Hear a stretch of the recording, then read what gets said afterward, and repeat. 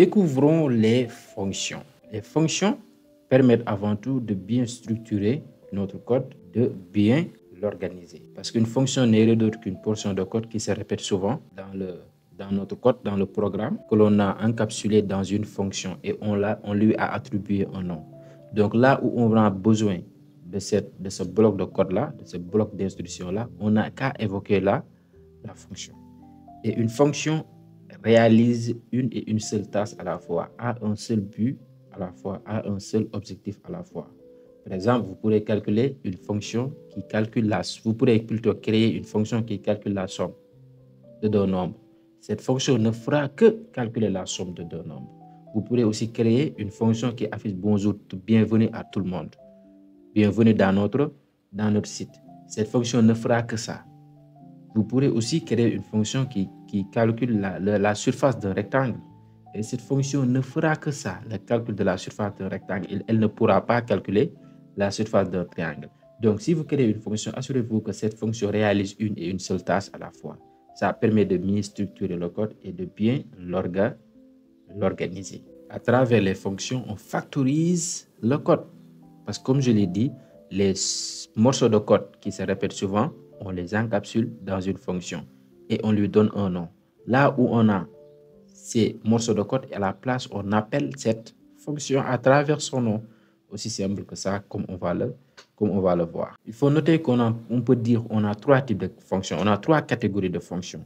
Une fonction qui ne prend pas de paramètres, une fonction qui prend de paramètres, une fonction qui retourne quelque chose. Donc, si la fonction, si le but à réaliser demande des données, a besoin de données, de valeurs, eh bien, cette fonction prendra des paramètres. Parce que les paramètres ne sont que des données, des valeurs avec lesquelles la fonction travaille pour réaliser sa tâche. Par exemple, si la fonction doit calculer la surface d'un rectangle, la fonction aura besoin des données, des valeurs qui sont quoi? La longueur et la largeur. Dans ce cas, cette fonction prend des paramètres. Aussi simple que ça. Si par contre, on veut créer une fonction qui se contente seulement à afficher bienvenue dans notre site dédié aux développeurs, là, cette fonction n'a pas besoin de données, n'a pas besoin d'informations pour réaliser cette tâche-là. Et il y a des fonctions qui retournent une valeur. Une fonction qui retourne une valeur, elle peut prendre des paramètres comme elle peut ne pas prendre des paramètres. Mais le plus souvent, elle prend des paramètres. Comme par exemple le calcul de la surface du rectangle. Une fois que la fonction calcule la surface du rectangle, eh bien, elle retourne cette surface-là. Elle retourne le résultat. Comme ça, on pourra exploiter ce résultat quelque part dans le code. Vous avez saisi? Donc, voilà les catégories de fonctions qu'on peut avoir. Et la mise en place est très simple. Pour mettre en place une fonction en Python, on utilise le mot-clé def, suivi du nom de la fonction et les parenthèses. Et entre les parenthèses, on met éventuellement les paramètres. Pourquoi j'ai dit éventuellement? Parce qu'une fonction peut avoir ou non des paramètres. Alors là, on va s'intéresser d'abord à une fonction sans paramètres. On va essayer de créer une fonction sans paramètres. Comme je l'ai dit tout à l'heure, eh bien, il suffit de créer la fonction, je mets def hello. Je l'appelle hello. Là, ici, je mets deux points. Donc, je mets ici print hello world. Hello world. Donc, cette fonction se contente uniquement à afficher hello world. Je peux l'afficher plusieurs fois. Plusieurs fois hello world. Regardez bien, si j'exécute le code, est-ce que j'aurai quelque chose? Je n'aurai rien du tout. Regardez. J'ai créé la fonction. Certes, mais je ne l'ai pas utilisée. Comment on utilise une fonction? Il faut l'appeler. Comment on appelle la fonction? Eh bien, on met le nom de la fonction comme ça, suivi des parenthèses. Si cette fonction demande des paramètres, on énumère ces paramètres entre les parenthèses. Vu qu'ici, on donne l'exemple d'une fonction sans paramètres, eh bien, on se contente de faire ça. Et si j'exécute, j'aurai quoi? Hello world. Et là, si je veux, je peux répéter ça 3 fois, par exemple. Si je veux afficher hello world 3 fois, et regardez, j'ai hello world 3 fois. Vous ne voyez pas que ça factorise le code? Si, ça factorise le code.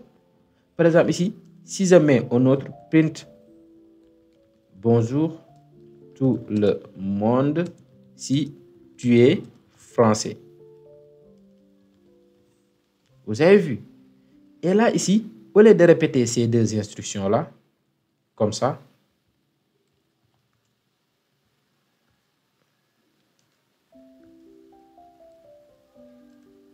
Après, je fais comme ça. Après, je fais comme ça. Au lieu de répéter ça, eh bien, on a factorisé ça dans une fonction. Et là où on a besoin d'appeler, d'exécuter ces deux instructions, on n'a qu'à appeler la fonction hello, comme ça. Vous avez vu? Donc, les fonctions permettent de bien organiser le code. Et si j'exécute le programme, c'est quoi? Hello world, bonjour tout le monde. Hello world, bonjour tout le monde. Hello world, bonjour tout le monde. 3 fois. Maintenant, une fonction avec paramètres. C'est comme le cas de la calcul d'une surface. La calcul de la surface plutôt d'un rectangle. Donc ici, je vais créer une fonction que je vais appeler calcul surface rectangle. Et attention, le nom de la fonction, c'est comme le nom de la variable. Tout ce qui est tout ce qui est valable au nom d'une variable est aussi valable au nom d'une fonction. Donc, soyez descriptif. C'est-à-dire, le nom de la fonction doit être parlant. En lisant le nom de la fonction, on sait exactement la tâche que réalise cette fonction. Et bien là, je peux mettre des paramètres longueur, virgule, largeur, comme ça. 2 points. Pour calculer, et là, je peux créer une variable. Pour calculer la surface, je peux créer une variable ici que je mets longueur multiplié par largeur. C'est la surface d'un rectangle, n'est-ce pas? Après, ici, si je veux que cette fonction ne retourne rien, ne retourne pas le résultat. Donc, si je veux que la fonction non seulement calcule la surface, mais aussi l'affiche. Donc, déjà, la fonction fait deux choses à la fois. Ce n'est pas du tout recommandé. Donc, ici, je mets print la surface et là, je mets virgule résultat. Comme ça. Et regardez bien, ici, si j'exécute, rien ne se passe. Pourquoi? Parce que je n'ai pas appelé cette fonction. Je ne l'ai pas exploitée. Je l'ai créée, certes, mais je ne l'ai pas encore exploitée. Pour l'exploiter, je mets quoi? Calcul surface et je lui passe deux valeurs. Une valeur qui est la longueur, une valeur qui est la largeur. Donc, il faut respecter l'ordre. Donc, 20 pour la largeur et je mets 13 pour 20 pour la longueur et je mets 13 pour la largeur. Et regardez, si j'exécute le programme, j'aurai quoi? La surface est 260. Donc, c'est comme ça qu'on illustre une fonction avec des paramètres, mais qui ne retourne rien. Donc, c'est très rare. Hein? Maintenant, une fonction avec une valeur de retour qui retourne quelque chose. Là, par exemple, au lieu d'afficher le résultat, eh bien, je vais retourner le résultat. Je mets donc return. Pour retourner, on utilise le mot. Quelle est l'instruction return? Return, la variable. On retourne la valeur de la variable résultat. Voilà. Donc ici, dans ce cas-là, si je fais comme ça tout court, rien ne se passe. Regardez. Rien ne se passe. Parce que cette fonction retourne une valeur. Et bien là, je dois créer une variable pour enregistrer ce que retourne cette valeur-là. Donc, je peux l'appeler surface rectangle égale calcul surface rectangle. Désormais, j'ai stocké ce que retourne cette fonction dans une variable. Maintenant, je vais l'afficher. Donc, je peux mettre print la surface du rectangle et voilà, virgule, surface rectangle, comme ça. Aussi simple que ça. Et regardez bien, si j'exécute le programme, j'aurai quoi? La surface du rectangle est 260. Donc, le fait de procéder ainsi est beaucoup plus recommandé que tout à l'heure. C'est-à-dire de déléguer le calcul de la surface à la fonction ainsi que l'affichage du résultat à la fin. Donc ici, on s'est bien assuré que cette fonction ne fait qu'une et une seule tâche à la fois, qui est le calcul de la surface. Très bien. Donc c'est comme ça les fonctions. C'est comme ça les fonctions. Et vous pourrez en créer autant que vous voulez. Donc imaginez, je dois calculer 5 surfaces à la fois. Je serai obligé de répéter ça autant de fois. Vous avez saisi? C'est du lourd. Donc, en mettant en place une fonction, j'ai factorisé le code. Et là, si je veux, je peux répéter ça. Voilà. S'il s'agit d'un autre rectangle, au lieu de répéter le contenu de la fonction, par exemple, là, si je mets ici 10, voilà. Là, je peux mettre la surface du rectangle 1 et là, la surface du rectangle 2. Vous avez saisi? La surface du rectangle 1 et la surface du rectangle 2. Très facile. Maintenant, passons à l'exercice OTP pour illustrer ce qu'on vient de voir. La première question, c'est quoi? Créer une fonction appelée salaire mensuel qui prend une valeur, salaire annuel. Donc, pour calculer le salaire mensuel, il faut connaître le salaire annuel qui prend en paramètre un salaire annuel et retourne le salaire mensuel correspondant en divisant le salaire annuel par 12. Donc, regardez bien. Ici, je mets def salaire mensuel. Salaire mensuel qui prend en paramètre quoi? Salaire annuel. Salaire annuel. Deux points. Je mets ici salaire mensuel, une variable égale salaire annuel divisé par 12. Voilà. Après, je retourne le salaire mensuel. Voilà. C'est tout pour cette fonction. Après, créer une fonction appelée salaire hebdomadaire, salaire mensuel, qui prend en paramètre salaire mensuel, qui prend en paramètre un salaire mensuel et retourne le salaire hebdomadaire, correspondant en divisant le salaire mensuel par 4. Donc, on divise le salaire mensuel par 4. Donc, ici, pour faire simple, je mets ici def salaire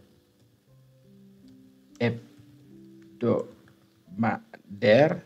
C'est comme ça qu'on écrit hebdomadaire. Hebdomadaire, oui. Qui prend en paramètre salaire mensuel. Mais attention, salaire mensuel ici est différent de ça. Hein? Donc, cette variable-là est une variable locale, n'est accessible qu'à l'intérieur de la fonction. Attention. Voilà. 2 points. Donc, ici, je mets salaire hebdomadaire égale. Et là même, il est préférable d'utiliser des noms de variables hebd différentes de. Voilà. Donc, ici, je mets salmans. Voilà, comme ça. Et là, je retourne salmans. Voilà. Pour ne pas créer de la récursivité. Voilà, salaire hebdomadaire. Donc, je mets ici salaire mensuel. Et là, si je veux, donc là, c'est pas mission. Parce qu'on ne peut pas mettre en paramètre une fonction. Donc, salaire mensuel.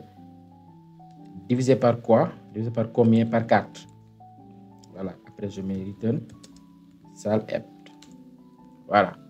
Après, créer une fonction appelée salaire horaire qui prend deux paramètres, salaire hebdomadaire, heure travail, qui prend en paramètre un salaire hebdomadaire et le nombre d'heures travaillées par semaine et retourne le salaire horaire correspondant en divisant le salaire hebdomadaire par le nombre d'heures travaillées par semaine.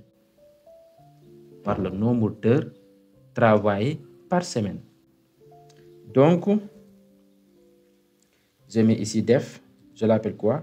Salaire horaire.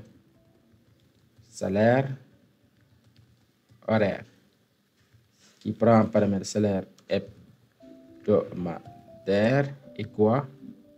Nombre d'heures de travail. Voilà. Heures travaillées. Heures travaillées. Voilà. 2 points. Donc ici, sal horaire, c'est quoi? Ce n'est rien d'autre que salaire hebdomadaire divisé par heure travail. Après, je mets return sal horaire. Voilà, je pense que c'est ça. Hein? Créer une fonction appelée salaire horaire qui prend en paramètre un salaire hebdomadaire et le nombre de travail par semaine et retourne le salaire horaire correspondant en divisant le salaire hebdomadaire par le nombre de travail par semaine. Après, demande à l'utilisateur de saisir son salaire annuel. Après, demande à l'utilisateur de saisir le nombre de travail par semaine. Après, appelez les fonctions précédemment créées pour calculer le salaire horaire correspondant. Affichez les résultats sous la forme votre salaire horaire est de XXF CFA. Donc ici, d'abord, demande à l'utilisateur de saisir son salaire annuel. Je mets print. Pas print. Là, je mets quoi? Salaire annuel. Salaire. Bon, je peux l'écrire comme ça. Salaire annuel qui est égal à quoi? Input. Là, je vais convertir directement. Donc, je peux mettre int ou bien float input. Quoi? Saisis ton salaire annuel. Voilà, salaire annuel. Donc, attention, pour ne pas confondre cette variable-là avec le nom de la fonction, ça peut arriver, je peux utiliser sal_an. Sal_an comme ça. Sal_an comme ça est différent de ouais, il n'existe même pas. Donc ici, regardez bien. Ici, une variable qui est créée à l'intérieur d'une fonction n'est accessible qu'à l'intérieur de cette fonction-là. C'est ça qu'on appelle une variable locale. Par contre, une variable globale peut être accessible à n'importe où dans le code. Si je crée ici une variable, si je mets salaire égale 340 000, cette variable-là est accessible partout dans les fonctions. Parce que c'est une variable globale. Par contre, ici, cette variable-là n'est accessible qu'à l'intérieur de cette fonction. Une variable qui est créée dans une fonction n'est accessible qu'à l'intérieur de cette fonction. C'est très important. C'est pourquoi ici, je n'ai aucune crainte de créer une variable, globale de nom sal_or, par exemple. C'est différent. Voilà. Après, demande à l'utilisateur de saisir le nombre de travail par semaine. Donc, je mets ici heure. Je peux mettre heure tout court. Et là, si je veux, oui, heure, je mets égal. Je mets int, input, demande à l'utilisateur de saisir le nombre de travail. Saisis le nombre d'heures, de travail. Voilà. Et après, on me demande d'appeler les fonctions précédemment créées pour calculer le salaire horaire correspondant. Est-ce qu'on calcule le salaire horaire directement? Non, il y a des étapes à passer. Il faut connaître d'abord le salaire mensuel. Après le salaire hebdomadaire, enfin le salaire horaire. Donc, qu'est-ce que je fais? Vu que j'ai déjà le salaire annuel, donc je vais appeler d'abord la fonction salaire mensuel. Donc, je mets ici salaire mensuel et je lui passe en paramètre le salaire annuel, sal_an, comme ça. Et ce que retourne cette variable, je le stocke dans salaire mensuel. Je mets sal_mens, comme ça, égal. Vous avez saisi? Et maintenant ici, qu'est-ce que je vais faire? Une fois connaître le salaire mensuel, je peux connaître le salaire hebdomadaire. En faisant quoi? Je crée ici une variable sal_hebt égale quoi? Salaire hebdomadaire, ici cette fonction-là, et je lui passe en paramètre quoi? Cette variable. Est-ce que vous avez saisi? Je lui passe en paramètre cette variable. J'ai connu maintenant le salaire hebdomadaire, et bien je peux connaître le salaire horaire. En faisant quoi? Donc ici, je peux mettre salaire égal, ou bien pour être beaucoup plus précis, je peux mettre sal_or. Ou bien salaire horaire pour être beaucoup plus précis. Donc ici, je mets salaire hebdomadaire, salaire horaire. Salaire horaire. Je lui passe en paramètre quoi? Salaire horaire, salaire hebdomadaire et heure de travail. Salaire hebdomadaire, ça y est là. Je lui passe en paramètre. Et heure de travail, c'est quoi heure ici? Voilà, heure. Et là, on me dit d'afficher le résultat sous la forme votre salaire horaire est de XXF CFA. Donc ici, je peux dire print. Voilà, je mets F pour formater. Je mets votre salaire horaire. Et là, j'ouvre les accolades. Je mets ici sal_or. Comme ça, je mets franc CFA. Point. Aussi simple que ça. Et regardez, si j'exécute le code, j'aurai directement quoi? La syntax warning, invalid escape sequence. OK. Invalid syntax, invalid escape. J'ai mal échappé là. Ou ici, j'ai oublié de mettre le apostrophe. Voilà. Saisis ton salaire annuel. Là, ici, je mets par exemple 1 million.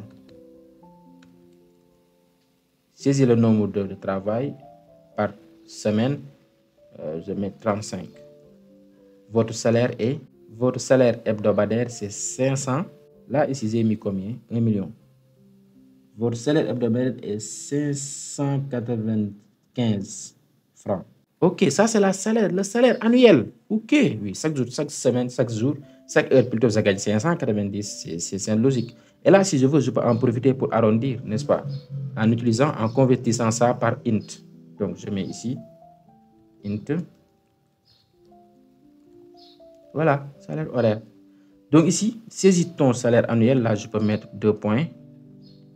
Voilà, heure de travail, là, je peux mettre 2 points. Voilà, pour que ça soit très clair. Et regardez, je vais reprendre. Saisis ton salaire annuel. Si je mets, par exemple, salaire annuel 20 millions, 20 millions, 20 millions, le nombre de travail par semaine.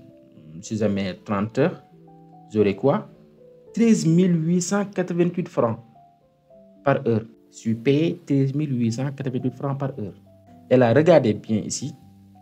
Vous avez vu, j'ai bien structuré le code. J'ai bien structuré le code. Donc voilà, c'était tout pour ce chapitre très intéressant qui nous permettra de bien structurer notre code. Et il reste 2 chapitres pour clôturer ce playlist, ce cours-là. Donc ce prochain chapitre aussi, c'est un chapitre fondamental. Voilà, on ne peut pas se passer de ce chapitre-là si on veut réaliser un projet en Python. C'est tout simplement les modules et les packages. Le fait d'organiser notre code en modules et en paquets. On se dit à la prochaine vidéo.